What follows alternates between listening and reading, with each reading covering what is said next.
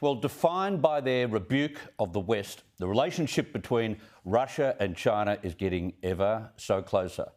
Meeting in Uzbekistan over the next 2 days, Xi Jinping and Vladimir Putin plan to discuss the war in Ukraine, along with other international and regional topics. Wouldn't you love to be a fly on the wall? Maybe NATO will have a few electronic flies in earshot. I'd imagine so.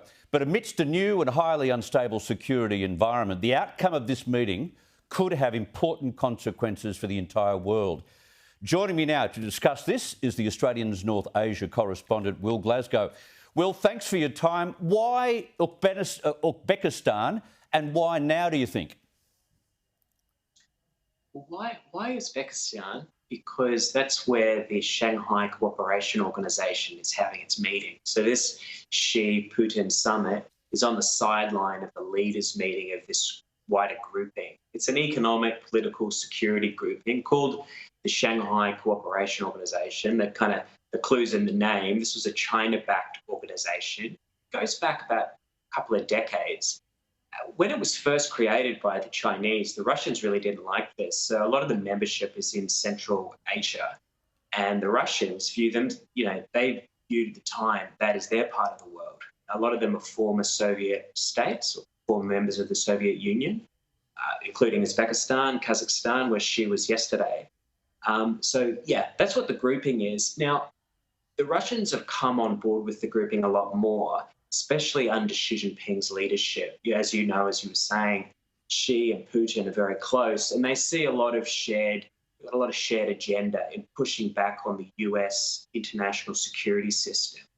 But it gets more complicated, right? A lot of the members, they are sympathetic to bits of that. But for a lot of the members, their number one security concern is Vladimir Putin. I mean, a lot of the people at this summit, they won't say it publicly because they're scared of him, but they're terrified of an invasion from Russia. So it's a fascinating, as you said, Xi and Putin are going to be talking about this war in their meeting, and Beijing's given huge propaganda support to that war.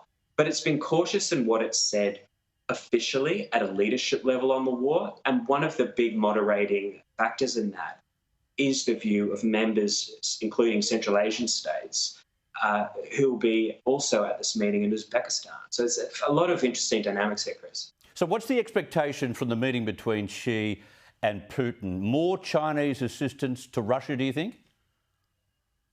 Look, as much as they can do without crossing lines, right? I mean, they don't want, China's a lot more than just a partner of Russia. It's got a huge international, sophisticated economy, and it doesn't want to trigger sanctions from America, Japan, Europe, Australia, and the rest of the world, right, who have been involved in this huge sanction campaign on Russia.